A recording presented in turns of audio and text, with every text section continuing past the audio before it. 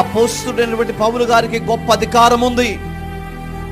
ఆ రోమా సామ్రాజ్యములో ఒక one of the leader గా ఉన్నాడు ఆయన చుట్టూ సైన్యం ఉంది, ఆయన చుట్టూ ప్రజలు ఉన్నారు, గొప్ప వ్యక్తిగా ఉన్నాడు.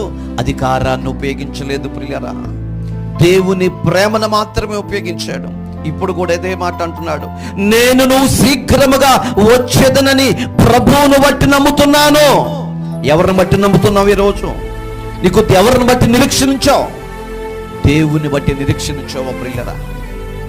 నీకైనా నాకైనా మనందరికీ ఎవరికైనా మన నిరీక్షణకర్త అయిన దేవుడే మనకు దిక్కు, దేవుడే మనకు ఆధారం, దేవుడే మనల్ని దరి చేర్చగలిగిన వాడు, దేవుడే నీ యొక్క జీవిత నావను నడిపించగలిగిన వాడు.